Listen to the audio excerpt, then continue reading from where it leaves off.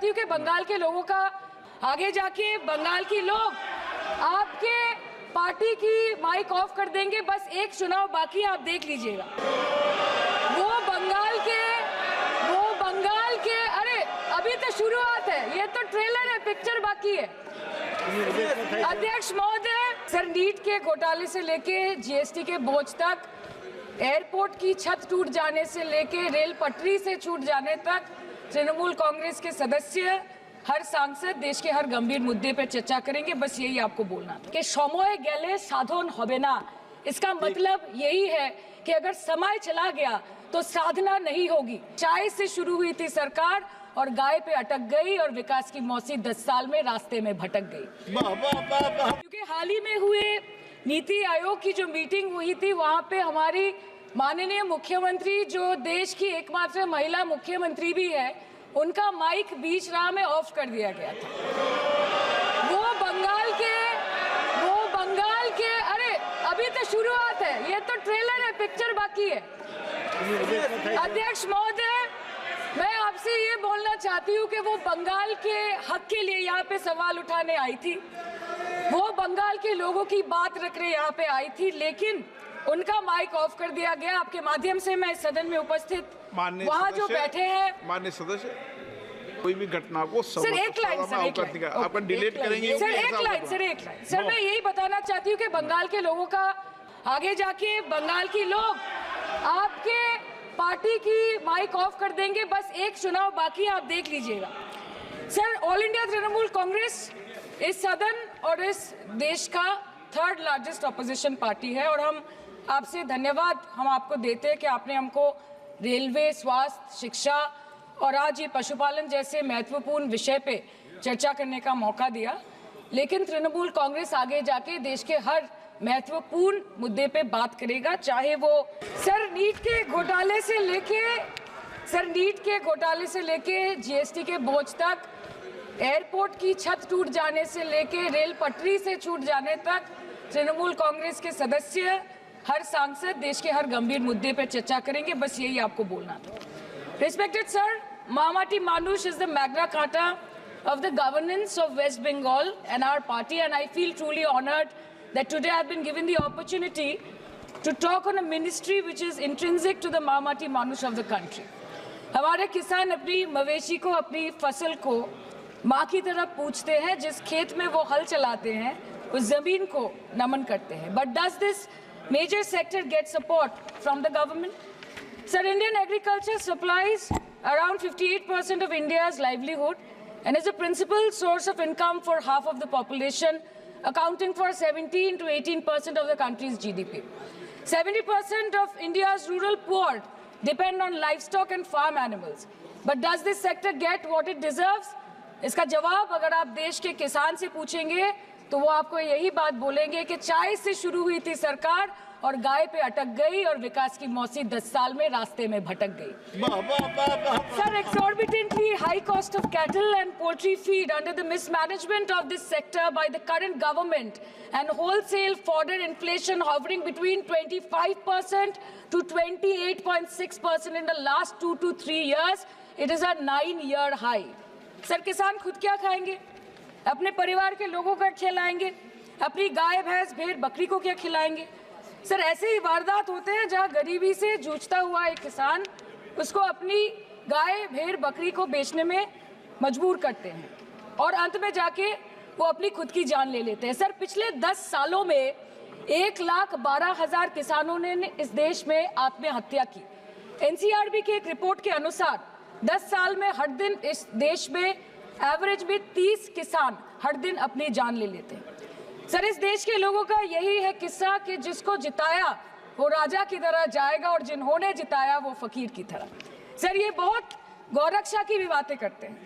देश के लोगों को ये पता होना चाहिए that there is a fodder crisis in India and the union minister has himself stated in a written reply in Rajya Sabha that yes, the country is deficit in fodder. So it means that cows are dying without food in government-owned goshalas, especially the BJP ruled state. 74,000 cattle had died at Panjra pools in Sundarnagar and Banaskantha district of Gujarat in the last 3 years. 200 cows were found dead in Madhya Pradesh's Shivpuri district. 173 cows allegedly died in a week in Chhattisgarh. And 74,016 cows had died in Hingonia Gaushala in Jaipur during the previous BJP government in Rajasthan. तो sir पहले खाना ही नहीं मिला, fodder crisis, फिर मिल भी जाए तो इतना महंगा कि किसान खरीद ही नहीं पा रहा है, फॉडर इन्फ्लेशन, और सर खाना मिल भी जाए तो पशुओं की बीमारी। उससे मुकाबला करने के लिए इस सरकार ने क्या किया? The Parliamentary Standing Committee on Agriculture, Animal Husbandry and Food Processing presented its report which stated that 32.7 lakh cattle were infected by the viral lumpy skin disease across several states and a whopping 2.4 lakh cattle died within months. ये बोलते हैं कि गाय हमारी माता है, पर माँ की रक्षा करना इन्हें नहीं आता है। अध्यक्ष महोदय, हम सब जानते हैं कि इस मिनिस्ट्री के अंतर्गत डेयरी भी आता है और भारत इस पूरी दुनिया में दूध के उत्पादन में नंबर 1 है, contributing to almost 24.46% of global milk production. But since the government has not been able to bridge the gap between demand and supply, it has successfully turned the country from being the largest producer of milk to an importer of milk. In the last 10 years, due to the stagnation in milk production, the gains of white revolution has been systematically whitewashed. The dairy farmers are forced to throw buckets of milk on the highway protesting against meager remuneration for their produce. And the price of milk, on the other hand, has increased by a massive 55% in the past 10 years. It was rupees 36 per litre in 2014 and now rupees 56 per litre in 2024. When this government came to power, the first thing the milk producing companies regulated by it did was to increase the price of milk by rupees 2 per litre. This was their revenge on the people of India for not providing a majority to the BJP. आम आदमी के दूध, छाछ, लस्सी, दही, पनीर पर 5% की GST, cream, condensed milk, मक्खन, घी पर 12% की GST और अमीरों के हीरो पर सिर्फ 1.5% की GST। सरकार उनको रिलीफ नहीं देती है जो विदेश में जाके मिल्क शेक और लाते की चुस्कियां लगाते हैं। ये सरकार उनको रिलीफ नहीं देती जो आम आदमी 2 पैकेट दूध खरीदने से पहले 10 बार सोचता है। सर, बचपन से हम सुनते आए थे कि संडे हो या मंडे रोज खाओ अंडे। India rank 2nd in egg production in the world. और अंडे का फंडा यही है सर कि भारत के बच्चों के किस्मत में महीने में एक अंडा नहीं मिलता। मिड डे मील के चलते हफ्ते में अगर एक आध अंडा मिल भी रहा था तो कहीं धर्म के नाम पे तो कहीं महंगाई के चलते उसे बंद करने की मांग उठ रही है। Sir, more than 50% children under the age of 5 suffer from chronic malnutrition in the country and roughly 17% children are underweight, and yet most BJP ruled states do not serve eggs in midday meal scheme. This is the example of Poshan Kal in India. Sir, अंत पे आते हैं मच्छी पे। आप लोगों को ज्यादा पसंद नहीं, पर हम क्या करें, हम तो माछे भाते बंगाली है, हमको तो बोलना ही पड़ेगा। And not to forget that 2.8 crore fisher folk are employed directly in catching fish in the country and millions are employed in the value chain of selling fish and aquaculture. India stands 3rd in the world in the terms of fish production, contributing to 8% of global fish production and ranks 2nd in aquaculture production. The PM talks about blue revolution, but this government has allocated only 0.045% funds out of the total budget for the flagship scheme, Pradhan Mantri Matsya Sampad Yojana. Even after this meager allocation, they did not utilize 39% of the funds, and in 23-24, they did not utilize 24% of the funds allocated. और sir, भले ही सरकार को मणिपुर शब्द से allergy हो, but the fact remains that 1.5 years of lack of governance in the state has led to endangering of the fish species in India's largest freshwater body in Manipur, the Loktak Lake. So the government has to generate employment opportunities, investment in areas such as exports, post-harvest processing, and import substitution.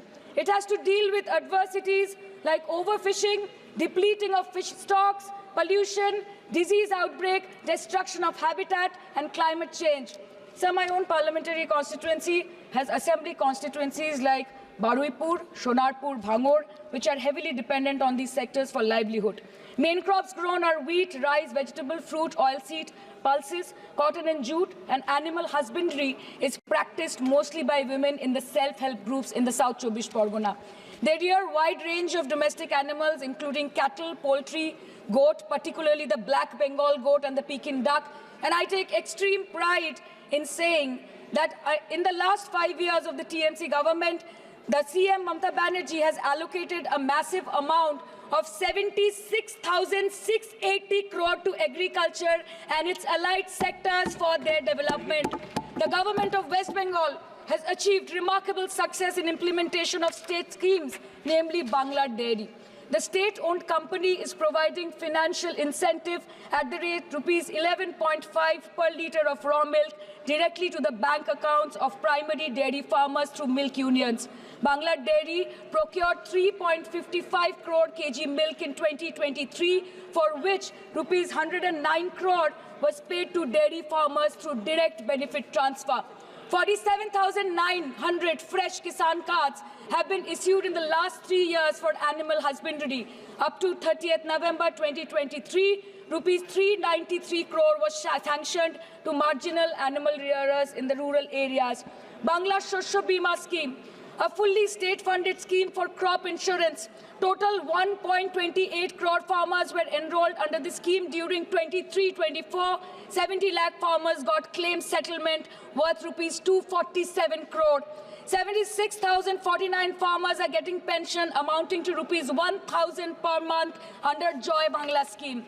Super Bangla scheme was introduced in 2014 for ensuring remunerative prices for agricultural produce, integrating about 80,000 farmers and procuring about 100 metric tons of perishables daily.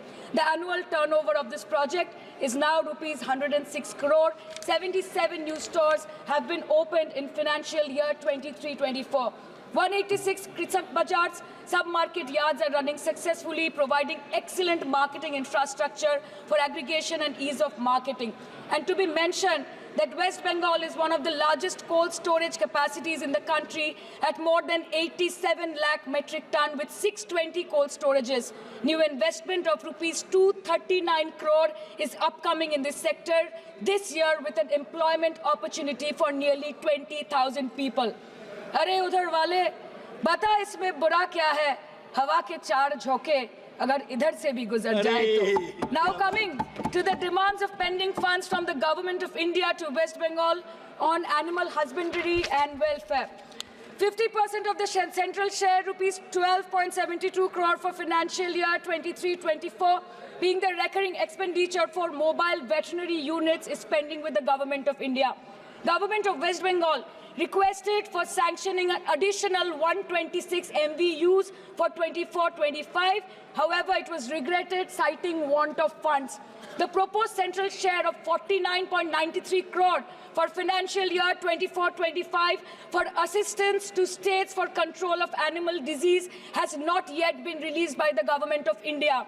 Despite repeated persuasion, Department of Animal Husbandry and Dairying has not released the central share of rupees 10 crore for financial year 24-25 for various ongoing national livestock mission schemes, including the project for the establishment of Buck Semen Station in Horinghata.